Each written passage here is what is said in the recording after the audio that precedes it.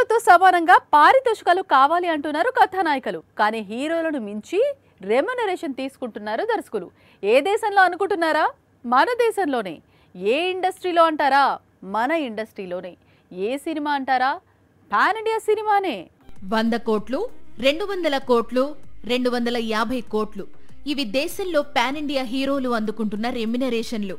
పుష్ప 2 కోసం అల్లు అర్జున్ అత్యధికంగా 300 కోట్ల పారితోషికం అందుకున్నాడు అనేది ఆల్రెడీ తెలిసిన విషయమే.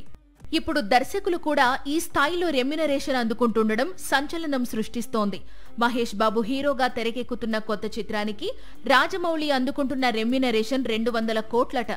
ఓ విధంగా హీరో మహేష్ బాబు కంటే కూడా రాజమౌళి అందుకుంటున్న పారితోషికమే ఎక్కువ అని తెలుస్తోంది. అదే నిజమైతే ఇండియన్ సినిమాలో రాజమౌళి హిస్టరీ క్రియేట్ చేసినట్లే లెక్క. జక్కన్న సినిమా తీస్తే మినిమం 1000 కోట్లు వసూళ్లు వస్తున్నాయి. బాహుబలి 2 ఏకంగా 1800 కోట్లు రాబట్టింది. ఇక త్రిబుల్-ఆర్ 1100 కోట్లకు పైగా కొల్లగొట్టింది. పైగా ఆస్కార్ బోనస్ గా వచ్చింది.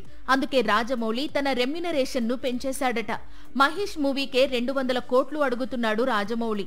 మరి ఆ తరువాత తెరకెక్కించే చిత్రానికి ఈజీగా 300-400 కోట్లు డిమాండ్ చేసినా ఆశ్చర్యం లేదు. రాజమౌళి తర్వాత సందీప్ వంగ ఉన్నాడు.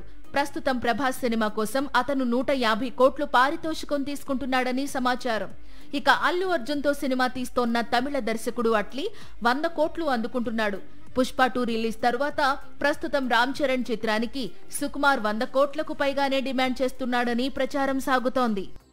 ఎప్పుడైనా ఎక్కడైనా మీ చేతిలోనే వార్తా ప్రపంచం. మీ మొబైల్లో, మీ కంప్యూటర్లో, మీ టీవీలో. సాక్షి టీవీ డిజిటల్ ప్రసారాల కోసం లాగిన్ అవ్వండి www.youtube.com/సాక్షి టీవీ. సబ్స్క్రైబ్ సాక్షి టీవీ యూట్యూబ్ ఛానల్.